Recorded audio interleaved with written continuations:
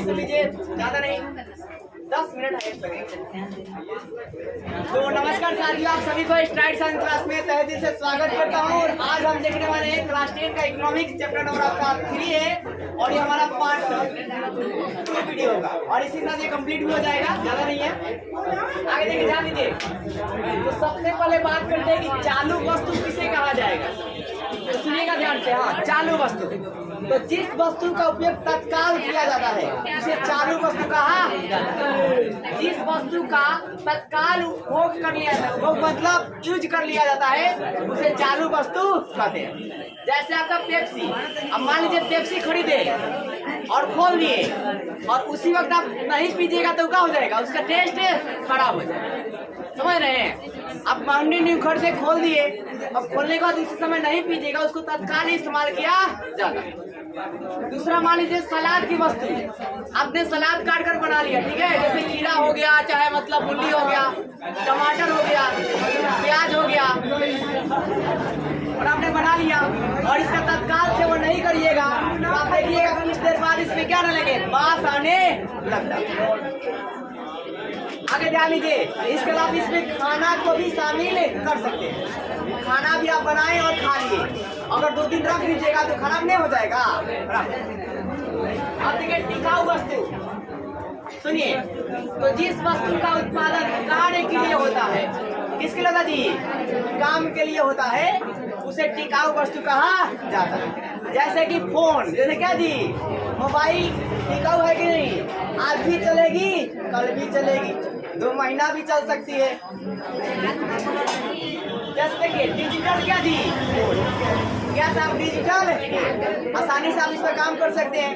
दूसरा क्या जी, कार्ड भी आपके काम करता है, आप एक जगह दूसरे जगह आसानी से जाते हैं, टिकाऊ है ना जी। ऐसा तो नहीं आज कार खरीदेंगे कल टूट जाएगा, अब जाकर जबरन लगा दीजिएगा तो टूट ही जाएगा। अब क्या साहब, बेंच, जैसे बेंच आपका 2 साल 3 साल चढ़ जाता है, अब उस पर कुछ आप तोड़ते जाइएगा तो टूट जाएगा। अब देखिए ये आपका यार ना कि चालू वस्तु क्या टिकाऊ वस्तु, शॉर्ट में रखिएगा, जिसका तत्काल उपयोग करेंगे उसे क्या कहेंगे, चालू, और जिसका उपयोग उत्पादन काम के लिए किया जाएगा उसे क्या कहेंगे, टिकाऊ। जैसे भाई शॉर्ट टिकाऊ है लेकिन नहीं होता जी, होता है कपड़ा क्या होते हैं, टिकाऊ, और कपड़ा टिकाऊ ही खरीदना चाहिए। आगे देखिए बचत, तो बचत के भाई साहब मैंने आपको बताया था कि आय में से जो व्यय को घटा दिया जाता है उसे बचत कहा जाता है। अब बचत जो है 2 प्रकार का, एक नगद और एक वस्तु संचय। तो सुनिए ध्यान से, कुल आय का वो अंश जो बचता है ना, सुनिए, कुल आय का वो अंश जिसे बैंक में ले जाकर जमा कर देते हैं उसे नगद बचत करते हैं। क्या होते हैं, नगद। समझ रहे हैं, नगद है 10,000 आप कमाते हैं, 8,000 खर्च कर लिए, 2,000 बच गया, तो अभी नगद है ना जी 2,000 आपके पास, आप बैंक में जाकर डाल दिए, बैंक में डालिएगा, घरे रखिएगा, फिर उठ जाएगा, खत्म हो जाएगा। समझ रहे हैं? अब वस्तु संचय देखिए, तो आपका है क्या, देखो साहब, इसे विनियोग कहते हैं। विनियोग को इंग्लिश में क्या बोलते हैं, इन्वेस्ट। क्या बोलते हैं जी, हम नहीं कहते हैं कि हमने गाय पालने में 10 लाख लगा दिया, इसी को बोलते हैं इन्वेस्ट। क्या बोलते हैं, इन्वेस्ट। अब ऐसा देखिए, कुल आय का वह अंश जो वस्तु पर खर्च किया जाता है, मतलब किसी वस्तु को खरीदने पर खर्च किया जाता है। तो यहाँ भी आप पूरा खर्च नहीं किए, यहाँ पर कहा इन्वेस्ट किए, क्या किए जी, इन्वेस्ट, उसे विनियोग कहा जाएगा। जैसे मान लीजिए आप 10 को गाय खरीद लीजिएगा, उस 10 को गैया से तो फिर पैसा आएगा ना जी।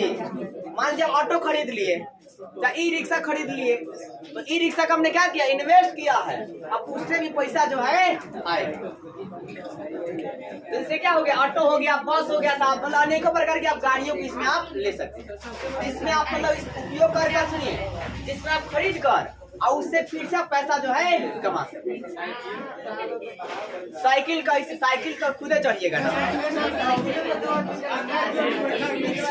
अब आगे देखिए, अर्थव्यवस्था या बचत, सुनिए, अर्थव्यवस्था को अगर आपको सही रखना है ना, सुधार कर रखना है, तो बचत और विनियोग बराबर होना चाहिए। इन्वेस्ट और सेविंग दोनों बराबर होना चाहिए।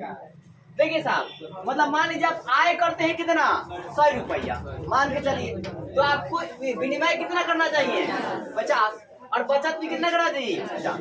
मतलब 50 रुपया आप अपने किसी कंपनी में चाहे कुछ में लगा दीजिए, आजकल प्रचार नहीं देता है, 50 रुपया इन्वेस्ट कीजिए, कुछ दिन बाद 100 रुपया पाइए या 70 रुपया पाइए। लेकिन याद रखिए उसमें जाइएगा नहीं तो दिक्कत हो जाएगा। वो चीज उनके लिए ही है जो लोग उस गेम को अच्छा से समझते हैं। मतलब कम से कम आप क्या बोलते हैं, पीसीए किए हुए, कम से कम मिनिमम, मतलब उसमें आपकी जानकारी पीसीए होनी चाहिए। नहीं तो आपकी जो पैसा है ना ऊपर तो जाएगा, कभी एक बार नीचे आ जाएगा तो कोई फायदा नहीं होगा, समझ रहे हैं। तो उसमें आपको टाइम देना पड़ेगा। देखिए उसमें वो लोग पैसा नहीं कमा सकते हैं जो लोग मतलब ऐसे 5 मिनट खोल के देख लिए। उसमें जो हमेशा टाइम देते हैं ना वही उसमें खेलते हैं। कभी 10 लाख कभी मतलब 10 हजार लगाए, कभी 10 हजार डूब जाएगा, कभी 20 हजार आ जाएगा, और कभी ऐसे 40 हजार आएगा, कभी 60 हजार आएगा। जो अच्छा से जो गेम समझते हैं वो अच्छा से कमा सकते हैं। तो देखिए कहा जाता है ना, अगर अंदाजे पर गड़ाई पकड़ने का प्रयास कीजिएगा तो सांप पकड़ा जाएगा, और सांप पकड़ा जाएगा तो दिक्कत हो जाएगा। अब आगे देखिए, आइए साख की बात करते हैं। आपका भैया साख क्या होता है? तो मैंने बताया कि साख का अर्थ होता है क्या जी? विश्वास होता है। एक मतलब जनरल अर्थ होता है, सामान्य अर्थ होता है साख का विश्वास या भरोसा। मतलब साख पर भरोसा है, मतलब साख मतलब बैंक, बैंक पर आपको भरोसा है तभी आप उसमें क्या करते हैं, पैसा को जमा करते हैं। ना भरोसा नहीं रहता तो जमा करने जाते हैं, नहीं जाते। अब आगे देखिए, ये जो साख है ये आपका भाई साहब देखिए ये ऋण लौटाने का, देखिए अर्थशास्त्र में साख का अर्थ क्या निकाला गया है?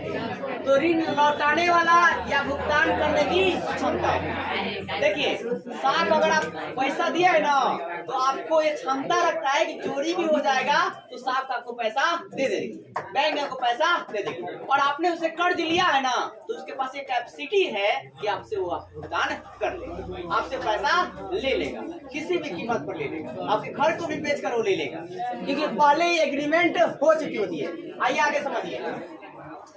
अब देखिए साख दो प्रकार का होता है, एक ऋणदाता और एक ऋणी। तो जो कर्ज देने वाला होगा, जो कर्ज क्या होगा जी, देने वाला होगा, उसे क्या कहेंगे, ऋणदाता। जैसे आप सुने होंगे HDFC सबसे कम ब्याज जो लेती है आपका मतलब श्रमिकों के लिए, मजदूरों के लिए, वो आपका बैंक लेती है HDFC। इसके बाद जो भी बैंक है वो आपके ज्यादा रहते हैं, जैसे बंधन बैंक हो गया आपका, मतलब क्या बोलते हैं ICI बैंक हो, जितने भी बैंक है ना, SBI हो गया भाई साहब बहुत ज्यादा, ये 10% मतलब 8% लेता है, ठीक है। कम सबसे आपका HDFC का। श्रमिकों के लिए याद रखिएगा, श्रमिकों के लिए, हर किसी के लिए नहीं, तो इसलिए आपको पढ़ना पड़ेगा। अब आगे देखिए ऋणी की बात करते हैं। ऋणी मतलब भाई साहब जो कर्ज लेने वाला होता है उसे क्या बोलेंगे, ऋणी कहते हैं। क्या बोलते हैं, ऋणी साख। मतलब आपको कर्ज तो दे दिया है, अब वो क्या करेगा, लेगा। अब आगे देखिए साख का मुख्य आधार क्या है? तो सबसे पहला बात है विश्वास। आपको विश्वास है, देखिए मतलब दोनों के प्रति विश्वास नहीं, ये नहीं चाहिए, कस्टमर के प्रति और बैंक प्रति दोनों में विश्वास करना चाहिए। दूसरा क्या जी, चरित्र। आप देखिएगा लोन देने समय पूरा जांच किया जाता है कि आपका कैरेक्टर कैसा है। अगर आप मान लीजिए बाइक पर लोन पर बाइक लिए हैं और आप भरने में थोड़ा मतलब बीच में क्या बोलते हैं अच्छा से आप नहीं भरते हैं तो वहाँ पर आपकी कैरेक्टर में मतलब पीटी वगैरह लगा दिया जाता है। और अन्य दूसरी बात, जब आप कोई भी 4 चक्का वगैरह लीजिएगा ना, आप उसके बाद आपको जो है लोन नहीं मिल पाएंगे, लोन पर आपको जो 4 चक्का नहीं मिल पाएगा। तो आप शुरू में अगर आपको जब बाइक आप लोन पर जब लीजिएगा तो एकदम पर महीना टाइम से दीजिएगा, ताकि आने वाला दिन जो आपका फ्यूचर हो वो आपको आसानी से बैंक जो है दे दे। जब आप किसी बैंक से लीजिए, देखिए बैंक एक ही होती है, मतलब बैंक जो आपका मान लीजिए आप SBI से लिए, लेकिन आपको मतलब दूसरे बैंक से आप मतलब SBI से आपने धोखाधड़ी किया है और आप जाके HDFC से लेने जा रहे हैं, चलो HDFC से ले लेंगे। आप याद रखिए पूरा का पूरा बायोडाटा HDFC के पास भी है, जो बायोडाटा SBI के पास रहेगा। जैसे कि हम लोग लोन, जैसे मैं आपको बता रहा हूँ कि मतलब मेरी माता जी लोन उठाती किसी और बैंक से, और दूसरे बैंक वाले मतलब जाती है तो बोलती है नहीं आप पर अभी इतना लोन है इसलिए आपको अभी आपको लोन नहीं दे सकते, कि ऑलरेडी आपको इतना है, मतलब 9 के आसपास है, इसलिए 9 करोड़ भाई 9 करोड़ होता तो भाई क्या सो जाते यार। देखो साहब चुकाने की क्षमता, अब बैंक वाले ये भी देख लेता है उतना उसी आदमी को लोन देता है, उसके बाद चुकाने की क्षमता है कि नहीं, कैपेसिटी भी बैंक जो है आपकी देखती है, ठीक है। फिर भाई साहब पूंजी ये भी देखता है कि आपके घर कितना आता है, कितना आपके पास है, ज्यादा है। तो बैंक लोन देता है ना तब पूछता है कि आप क्या व्यापार करते हैं। बिना व्यापार की कोई बैंक आपको लोन नहीं देगी। आप व्यापार के लिए मांगिएगा तब आप कहिएगा कि लड़का की नौकरी लग रहा है 10 लाख दे रहा है, तो बैंक आपको लोन नहीं देगा। आप कहिएगा ना कि 10 को गाय पालना है, पूरा अपना दिखाइएगा लिख ला कर, ठीक है, लेकर जाइएगा और 10 लाख आप लोन मतलब मिलिएगा तो आपको आसानी से मिल जाएगा और 5 लाख जो है माफ भी हो सकता है, सरकारी बैंक वाला। अब आगे देखिए ऋण की अवधि। अब ये भी कहा जाता है, सुनिए, ऋण की अवधि कर दी जाती है। हाँ, इतना समय में आपको कर्ज को दे देना है, 1 साल में या 2 साल में या 3 साल में। अब याद रखिएगा कि अगर आप बाइक खरीदते हैं तो जितना कम दिन का लोन बनाइएगा उतना बैंक कम ब्याज लेगी। जितना ज्यादा दिन का लोन बनाइएगा उतना बैंक का ब्याज बढ़ जाएगा, ठीक है। और यार अगर आपको बाइक खरीद रहा होगा तो मैं आपको बताया कि खासकर अगर आप HDFC के कार्ड से बैंक लोन पर लेते हैं, मान लीजिए आपका नहीं है, आप किसी दोस्त का है या किसी आपके पड़ोसी का है, तो कम से कम 3000 की बचत हो जाएगी। मिनिमम बता रहा हूँ 3000 का बचत उस कार्ड पर। तो HDFC कार्ड पर भी बचत होता है, इसका वैल्यू बहुत ज्यादा है भाई। अब आगे देखिए साख के पत्र के प्रकार जानते हैं। साख पत्र का जी साख पत्र आपको बताया ना आपको कि मतलब क्या होते हैं। साख पत्र एक मुद्रा कागज का टुकड़ा होता है, ठीक है। इसके कई प्रकार होते हैं, जैसे चेक जानते हैं ना, कि एक आपको चेक मतलब एक प्रॉपर एक पर्सनल व्यक्ति का होता है। सुनिएगा ध्यान से, चेक क्या होता है जी, पर्सनल व्यक्ति का होता है और उसके हस्ताक्षर के बिना वो पास नहीं। अब सुनिए, जब आप चेक लेकर जाइएगा भी ना तो कहेगा कि पहले अपन आधार कार्ड दीजिए। बिना आपके आधार कार्ड के या पैन कार्ड के वो चेक भी नहीं भेजेगा, क्योंकि ये प्रूफ हो गया कि आप ही ने पैसा लिया है, ये जमा हो जाता है कि आप पैसा लिए। आप धोखाधड़ी भी चेक से नहीं कर सकते। अब देखिए विनिमय बिल की बात करते हैं। तो देखिए जो कोई सामान खरीदा जाता है ना, मतलब लेन देन किया जाता है, तो वहाँ पर एक आपका बिलिंग दे दिया जाता है कि हाँ इतना का आपका सामान हुआ, समझ गए। और अगर आप सामान को बेचते भी हैं तो वहाँ भी आपको बिलिंग दिया जाता है कि इतना का हो गया, और उसी हिसाब से बैंक जो है आपका अपना क्या होते हैं टैक्स को जोड़ती है। अब देखिए बैंक ड्राफ्ट की बात करते हैं। जब क्या होता है कि एक बैंक में अगर कोई काम नहीं होता है तो दूसरा बैंक ड्राफ्ट बनाकर देती है और आदेश देती है कि इस बैंक में जाइएगा तो आपका वहां पर काम हो जाएगा। जैसे मिनी ब्रांच में आपका कोई काम नहीं हो रहा है तो बोलते हैं कि आप जाइए, वो फॉर्म ले लीजिए, वो ड्राफ्ट दे देंगे और आप मेन ब्रांच में जाइएगा कि आपका काम हो जाएगा, आपको आसानी से ATM वगैरह मिल जाएगा। अब हुंडी के बात करें तो हुंडी भी एक प्रकार का क्या होता है, पत्र होता है। हुंडी भी क्या होता जी, एक प्रकार के पत्र होते हैं जिसमें आपको अनेकों प्रकार के आदेशों को लिखा जाता है कि बैंक आपको ये आदेश देती है, उसके अकॉर्डिंग आपको काम करने पड़ेगा। अब देखिए प्रतीक्षा पत्र। अब प्रतीक्षा पत्र को समझिएगा ध्यान से। इसका मतलब ये होता है जब बैंक आपको लोन देती है ना तो यहाँ पर क्या करती है, एग्रीमेंट कराती है कि आपको लोन 1 साल के अंदर जो जमा कर देना है, इतना ब्याज के आधार पर करना है, और नहीं कीजिएगा तो आपको कोई भी जो भी संपत्ति है वो सब लिया जा सकता है। आप आज के देखिए, आज के डेट में किसी व्यक्ति को 1 लाख रुपया दीजिएगा ना तो कम से कम 100 रुपया का क्या बोलते हैं जी, एक दस्तावेज बना लीजिएगा, एक प्रूफ बना लीजिएगा, नहीं तो कल को व्यक्ति कह सकता है कि 1 लाख रुपए ये नहीं दिए, समझ गए।